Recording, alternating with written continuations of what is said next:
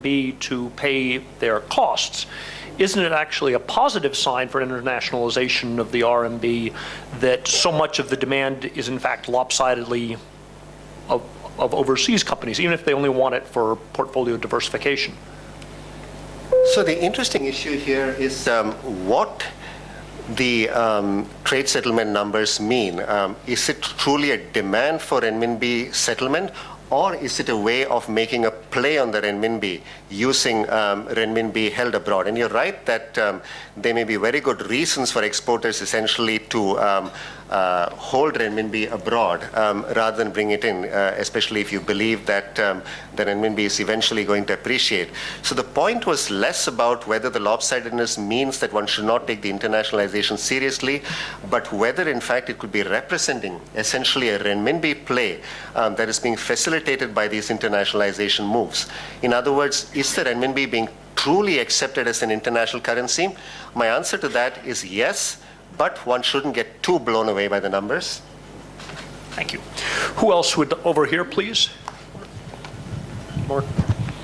Mark Michelson with IMA Asia. Thanks very much for that, and I think some very interesting points. But as you know, we've been talking about the full convertibility of the renminbi being 5 years away for at least the past 20 years. And although you outlined the progress, but you also mentioned in your last statement about with Chinese characteristics. What are the limitations? You spent a lot of time in China.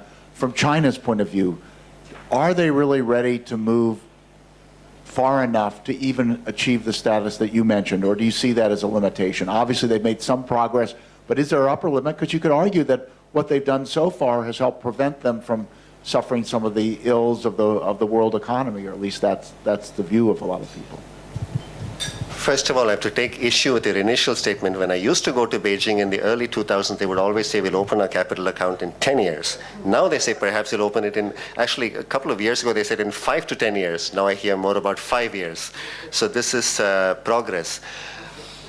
I have argued, in fact, that what China is doing is developing what I've referred to in a couple of pieces as a Trojan horse strategy, which is essentially trying to use the notion of the renminbi becoming a major global currency to get over the barriers to domestic reforms, because having the renminbi become a reserve currency is a mixed blessing.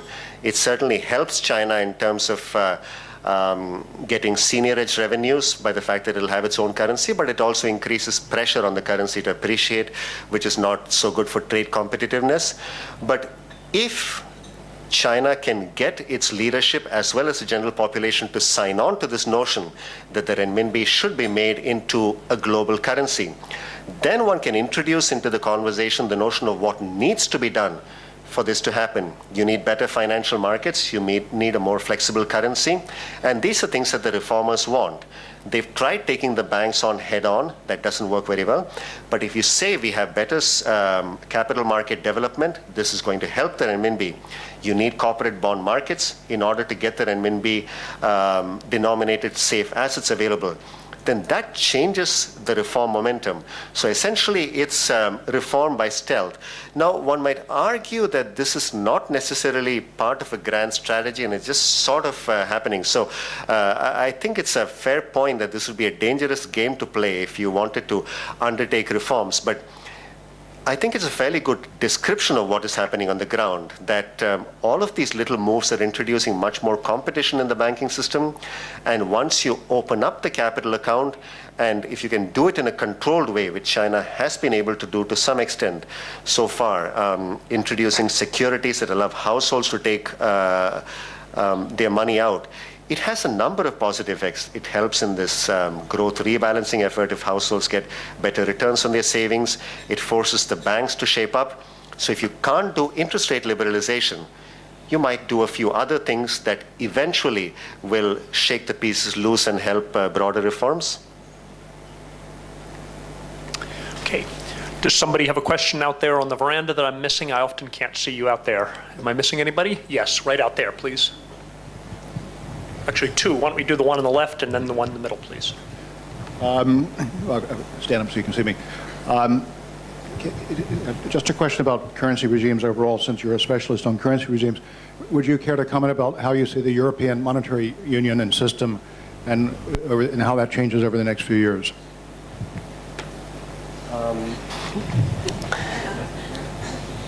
Let me break that question into a couple of parts. Number one, will the Eurozone hold together in its present form? My view is that it is highly untenable, either on an economic or political level, for the Eurozone's constitution to remain unchanged as it is, because it is clearly not conducive for Greece to remain within the Eurozone, have the sort of constraints imposed on it without a clear path to redemption. And my view is that it's increasingly politically untenable for for Germany to continue supporting many of the peripheral economies. The big question is, when will things come apart and how? As of now, there aren't strong enough firewalls around Spain and many of the other distressed economies. So if there was to be a meltdown right now, it could have fairly significant consequences. So the Europeans have essentially been taking a strategy of pushing things very close to the cliff, not because they're crazy, but because there is a sense that that is the only way you can get the reform process going. It is a very dangerous strategy, and I suspect that markets are not going to give European leaders much more room in terms of time to get their ducks squared up before things start coming apart. What is happening in Europe is changing the nature of the conversation in regard to currency unions both in Africa and in Asia. The clear lesson from Europe is that you need very strong institutions, in the case of Europe at a pan-European level, not just fiscal institutions, but other governance institutions in order to make a fiscal union work. If you're giving up monetary policy, which really is still the primary line of defense in response to external macroeconomic shocks, you need a lot in place to substitute for that. And it's certainly going to set back any idea of closer currency integration in either Asia or Africa. And out here in the middle table, please. I believe you had your hand up. Hi there. I'm just wondering about the importance of offshore renminbi hubs. London's positioned itself this year to be the next one. Last year it was Singapore, but they seem to be somewhat bypassed. Do you think that London has more of a real chance of becoming the next renminbi hub?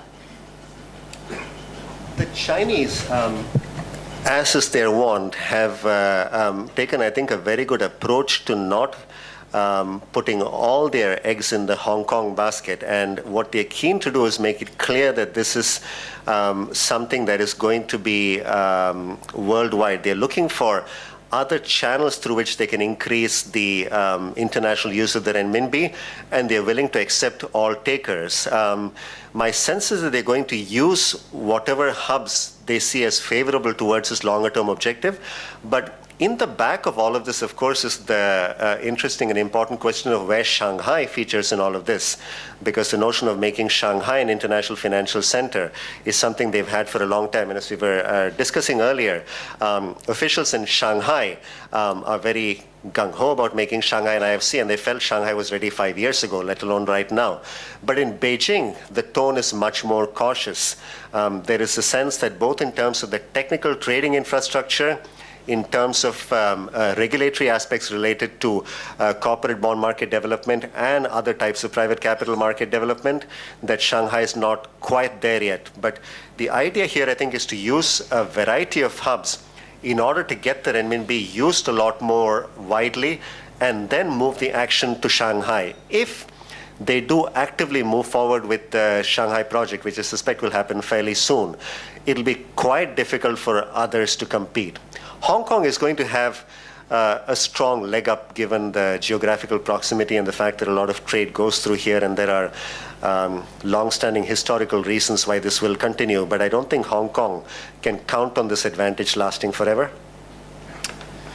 Okay, we have time for one last question before we run out. Oh, Tara?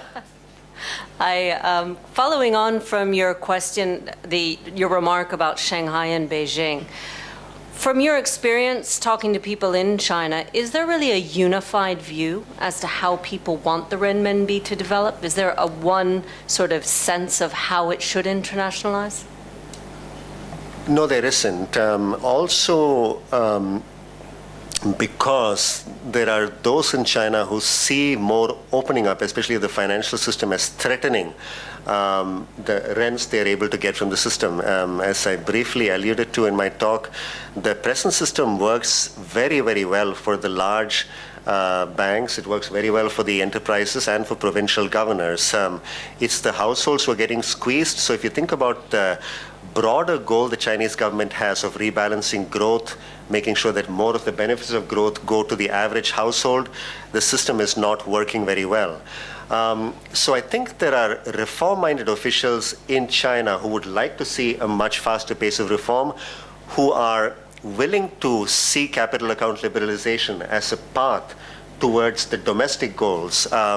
I don't think any of them, including officials at the PBOC, see the goal of making the renminbi an international currency a goal in itself. It's sort of organically happening. They're willing to encourage the process through steps that help them domestically. But I think the real focus is still largely domestic. The large banks, of course, want to have a greater presence internationally, and this works well for them on that front, but they're less keen about what the implications are for the domestic reforms and how it could upset the apple cart for them. So, as with anything else, there are different factions in China, and we will see a not very smooth and not very continuous process of progress with at different times, different groups being able to push their agendas. But it's not a uniformly held view that this is in China's best interests. Okay, and very quickly, the 20-second question will wrap up here. We're almost at 2 o'clock. I'm not sure about 20 seconds, but I put my question. Recently, a lot of foreign investors and foreigners seem to be more upbeat about China and its influence than the local mainland Chinese or Hong Kong Chinese or whatever Chinese. Now, my question is, the lack of political reform and vested interest in China, do you see it as a stumbling block towards China becoming a subsequent global center, or and hence renminbi as something that will rule the world eventually? I have heard many people talking about China becoming important, and these people come from capitalism. So you need among the requirements for countries to attain this important status, including for their currency, one I did not mention is good public institutions that domestic residents as well as international investors have confidence in. So although you have high levels of debt in the US, Japan, and so on, there is a sense that these are economies that will not renege on their obligations. It may well come to that, and we might at some level rue this childlike faith that we have in the US government. And spending my time in Washington, I can tell you that any faith placed in the US government seems a little dicey at this stage.